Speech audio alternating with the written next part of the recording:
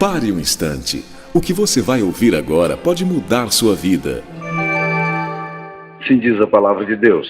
Desde esse tempo, começou Jesus Cristo a mostrar a seus discípulos que lhe era necessário seguir para Jerusalém e sofrer muitas coisas dos anciãos, dos principais sacerdotes e dos escribas, ser morto e ressuscitado no terceiro dia. E Pedro, chamando-o à parte, começou a reprová-lo, dizendo: tem compaixão de ti, Senhor. De modo algum te acontecerá. Mas Jesus, voltando-se, disse a Pedro: arreda, Satanás. Tu és para mim pedra de tropeço, porque não cogitas das coisas de Deus, e sim dos homens. Nós muitas vezes não paramos para considerar de fato o que a palavra de Deus está dizendo. E por isso a gente não se choca muito com a Bíblia. Mas há algumas afirmações nas Escrituras Sagradas que são verdadeiramente chocantes. Esse é um dos textos que nos fala sobre isso. Pedro, amigo de Jesus, discípulo, companheiro, andando com ele há um bom tempo já, agora ouve de uma forma muito estranha uma afirmação de Jesus que volta para ele e diz, depois da declaração de Pedro, e diz: arreda de mim, Satanás. Tu não cogitas das coisas de Deus, mas sim das dos homens. É bom lembrar que esse mesmo texto, Mateus 16, é o texto que fala que depois da declaração de Pedro, dizendo que Jesus era o Cristo, Filho do Deus vivo, Jesus disse: bem-aventurado é Simão Bar-Jonas, porque não foi carne nem sangue quem te revelou, mas o meu Pai Celestial, que está nos céus. E logo depois há uma afirmação, que é uma afirmação muito mal interpretada pela Igreja Católica, que diz: também eu te digo que tu és Pedro, e sobre essa pedra edificarei a minha igreja, as portas do inferno não prevalecerão contra a igreja. Ou seja, no texto anterior, Jesus está falando: você é bem-aventurado. Você teve a revelação do Pai, você entendeu o que o Pai estava querendo dizer para você, e você é um dos homens bem-aventurados.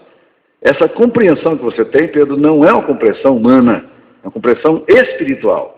E logo em seguida, Jesus volta para Pedro e diz: arreda de mim, Satanás. Tu não cogitas das coisas de Deus, mas sim das dos homens. Às vezes a gente não para pensar no que a Bíblia está falando. Mas hoje eu queria pensar, eu vou voltar a esse texto aqui do versículo 23, mas o que mais me chamou a atenção nesse texto aqui é a afirmação do versículo 21, dizendo o seguinte: desde esse tempo começou Jesus Cristo a mostrar aos seus discípulos que era necessário seguir para Jerusalém, sofrer muitas coisas dos anciãos, dos principais sacerdotes, dos escribas, ser morto e ressuscitado ao terceiro dia. Era necessário. A morte de Cristo não era um acidente de percurso, era uma necessidade. Essa mesma expressão, era necessário, é usada por João no capítulo 4, quando João fala que quando os discípulos estão caminhando para Jerusalém, param em frente ao poço e se encontram com a mulher samaritana, a Bíblia diz: era necessário que Jesus passasse por ali. Mas se você vai olhar a geografia do texto, você vai perceber que, na verdade, não era necessário Jesus passar. Era necessário no plano de Deus, não necessário geograficamente. Jesus não tinha que passar. Aliás, aquele caminho era o caminho que os judeus nunca usavam. Agora é interessante você pensar que Jesus está dizendo aqui, e ele expunha, o texto aqui diz que ele expunha claramente aos seus discípulos que era necessário seguir, morrer, ir para Jerusalém, ser entregue aos principais sacerdotes, ser morto e ressuscitado. Ele diz isso, e o texto de Marcos, que é correlato aqui, fala que ele expunha isso claramente. Ora, quando Pedro entende esse negócio, cai a ficha de Pedro, Pedro reage violentamente. Ele chama Jesus à parte e ele começa a reprovar Jesus. O texto aqui nos diz que ele começa a reprová-lo. É aquela ideia de Pedro chegar e dizer assim: para de falar essas bobagens. Você está entendendo o que o senhor está falando, não? As implicações do que o senhor está dizendo são muito graves. Você fica com essa atitude autocomiserada aí de vitimismo. Para com isso. Pedro chama Jesus quando ele entende o que Jesus está querendo dizer e começa a chamar a atenção de Jesus. Pedro se assenta com ele para dizer, e faz essa parte, disse: você não vai ficar falando desse negócio aí não, cara. Isso aí conspira contra todo o projeto da gente. Para com isso. Por que era necessário Jesus morrer? Nós falamos tanto do sangue de Cristo, da morte de Cristo. Por que era necessário Jesus morrer? Deixa eu começar fazendo um pano de fundo de leitura aqui sobre o que eu percebo hoje sobre a cruz de Cristo. Um dos grandes clássicos, talvez o melhor clássico dos últimos anos que tenha sido publicado sobre a cruz de Cristo, foi escrito por John F. W. Stott. Stott é um dos homens mais respeitados no mundo evangélico hoje. Ele é episcopal, mas um homem de uma liderança mundial e tremenda. Foi o homem que coordenou todo o Congresso de Lausanne em 1974, que foi um marco na história da Igreja Cristã Mundial. Depois reuniu novamente em Amsterdã, depois reuniu em Manilha. Esse homem é um dos maiores expoentes, junto com Billy Graham, do século XX, do cristianismo. E ele resolveu escrever um livro sobre a cruz de Cristo. O título do livro dele é A Cruz de Cristo. E ele disse que ficou impressionado, porque ele começou a estudar os clássicos do século XX sobre a cruz, foi atrás de material para fazer pesquisa, para fazer referência. E ele descobriu uma coisa assustadora. Ele disse, havia 80 anos que ninguém escrevia alguma coisa mais densa sobre a cruz de Cristo. Nenhum pregador, nenhum escritor, nenhum mestre de teologia, nenhum professor de teologia sistemática dos seminários, nenhum pastor, ninguém tinha escrito nenhum trabalho substancial sobre a cruz de Cristo e o significado dela na cruz, nos evangelhos. E ele ficou literalmente assustado com isso. Ele ficou literalmente assustado. E quando ele escreve o livro A Cruz de Cristo, na introdução ele faz essas análises. Por que as pessoas não querem falar da cruz? Por que o Evangelho não tenta tocar nessa questão? Obviamente há muitas explicações, mas uma delas é que Jesus é a pedra de tropeço no diálogo interreligioso. Quando se fala das religiões que querem se aproximar, Jesus é essa pedra de tropeço. As pessoas vão bem quando se fala da ética, elas vão até bem quando se fala de um Deus único, mas quando entra na pessoa de Jesus, a pessoa de Jesus é a pedra de escândalo. Agora, mais complexo ainda e mais escandaloso ainda é a questão de que o sangue de Cristo é, na concepção bíblica e cristã, o elemento fundante da nossa redenção. Ou seja, não há possibilidade de você ser salvo se você não for lavado pelo sangue do Cordeiro.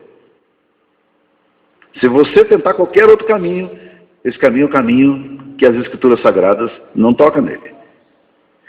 Assusta-nos, portanto, hoje, quando você vai estudar a Bíblia Sagrada, assusta-nos a tão pouca ênfase na cruz de Cristo, dos pregadores modernos principalmente.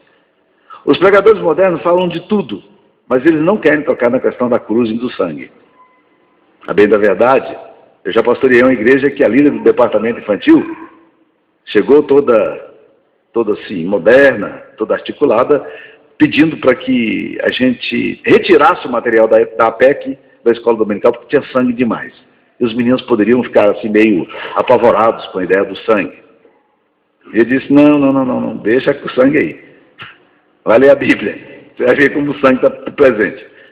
Há uma compreensão muito pequena que nós temos hoje sobre a centralidade da cruz. No entanto, o apóstolo Paulo fala, quando eu fui pregar entre vós, eu não fui com ostentação de linguagem, nem com palavras de sabedoria, porque eu nada queria saber a não ser a cruz de Cristo. Eu queria que vocês compreendessem uma única coisa, o apóstolo Paulo fala. De tudo que eu preguei, se vocês não entenderem nada, eu quero que vocês entendam o seguinte, que eu quero falar da cruz, da mensagem da cruz, da morte de Cristo, do significado de Cristo. O texto aqui diz que Jesus começa a expor dizendo, era necessário. Era necessário. Agora é interessante que quando Jesus começa o ministério dele, logo depois de ele ter sido batizado no Rio Jordão, Satanás, o Espírito Santo permite que Satanás, e a Bíblia diz até que o Espírito Santo o leva, o impele ao deserto, para ser tentado por Satanás. Uma das primeiras coisas que Satanás faz questão de bater em Jesus, é levando-o a pensar no fato de que ele não precisava da cruz coisa nenhuma. Ele começou a fazer algumas sugestões mirabolantes para Jesus, que lhe dariam uma enorme visibilidade pública. Satanás é um ótimo marqueteiro. Ele sabia que se Jesus fosse para o pináculo do templo, num dia de festa, de Páscoa dos judeus, e saltasse do pináculo do templo e os anjos protegessem, ele teria autenticado a mensagem dele. Mas, na verdade, Jesus entende a armadilha do diabo e o repreende. Porque Satanás sempre quis tirar Jesus da cruz. A cruz é o lugar onde Satanás não quer que Jesus chegue. Então, todas as propostas de honra, de poder visível, material e humano que Satanás pudesse fazer para que Jesus não chegasse à cruz, ele faria. No entanto, John Piper faz uma análise interessantíssima, está no YouTube para quem quiser ver, o título é Quando Satanás Cometeu Suicídio. Ele diz que, na verdade, o que Satanás fez ao induzir os principais líderes para levar Jesus à cruz foi um suicídio de Satanás. Ali era a morte dele. Não é isso que diz Colossenses capítulo 2, versículo 14 e 15? Que na cruz Jesus expôs publicamente principados e potestades à vergonha e pegou os nossos pecados e encravou-os na cruz. Satanás não deveria nunca permitir que Jesus fosse à cruz. No entanto, Satanás não resistiu à tentação de ver o Filho de Deus na cruz e ele suicidou-se ali. Você concorda ou não com a ideia de John Piper? É bom pensar nisso aí. É interessante pensar nisso aí. O projeto de Jesus aos discípulos era claro, desde o início. No entanto, os discípulos nunca entendiam isso. Por isso que Pedro está repreendendo Jesus aqui. Ele está chamando Jesus à parte, está reprovando. Pedro acha que Jesus tem que mudar o discurso dele. Que esse tipo de mensagem não é uma mensagem popular, não é interessante. E é por essa razão que Jesus agora é tão veemente com Pedro. Ele olha para Pedro e fala, arreda Satanás. Vocês já pararam para pensar como é que nós agiríamos se nós estivéssemos diante de Jesus e Jesus olhasse para nós e disse, arreda Satanás? É bom lembrar que Jesus já tinha dito para ele que Satanás, um dia Jesus sentou com Pedro e disse, Satanás, Pedro te requereu para te peneirar. O diabo quer se andar contigo, Pedro. Eu roguei ao Pai para que não desfaleças. Pedro deve ter ficado com esse negócio matutando na cabeça. O que é que o diabo queria fazer comigo? Agora Jesus olha para ele e fala, arreda Satanás, e despegou. O negócio ficou feio mesmo. Jesus, porém, faz uma coisa incrível aqui, que nós precisávamos aprender isso como igreja. Jesus expulsa Satanás porque percebe que Pedro está sendo usado pelo demônio, está verbalizando um pensamento que é satânico, luciférico. No entanto, ele fica com Pedro. Em geral, quando uma pessoa emite um comportamento, uma declaração que é antibíblica e demoníaca, a gente espelha a pessoa e fica com o diabo. Jesus espelha o diabo e fica com Pedro. A gente espelha Pedro e fica com o diabo. É uma inversão perigosíssima. O texto aqui nos fala que Jesus diz, arreda Satanás. Tu és para mim pedra de tropeço. O que o diabo está fazendo aqui? O diabo está usando um dos melhores amigos de Jesus para retirá-lo da ideia clara de que ele precisava ir para a cruz. Para demovê-lo da centralidade da sua própria missão, que era ir para a cruz. Era necessário morrer. Era necessário morrer. A cruz não é um acidente de percurso na história de Jesus. Ela é uma necessidade. Precisa acontecer a cruz. Isso faz parte da ideia das Escrituras Sagradas. Agora, então, nós precisamos considerar por que era necessário. Eu gostaria de dizer três coisas. Primeiro, era necessário porque a cruz faz parte de um projeto de redenção que aconteceu lá na eternidade. A cruz é um projeto de Deus chamado Pacto da Redenção, que aconteceu lá na eternidade. Deus sabia que a sua humanidade cairia. Deus sabia que nós seríamos incapazes de salvar-nos a nós mesmos. E Ele já proviu para nós o seu próprio Cordeiro. Jesus Cristo já foi nos dado como Cordeiro de Deus para morrer em nós. E isso foi um pacto da trindade no conselho eterno da sabedoria de Deus. É o chamado Pacto da Redenção. Jesus, lá nos céus, já tinha Ele, o Espírito Santo e o Pai, já tinham acordado em relação a isso aí. Por isso que Marcos 8:32, um texto correlato, fala-nos que Jesus expunha a necessidade da morte dele claramente. Claramente, ele queria deixar bem claro isso aí. Em outras palavras, os céus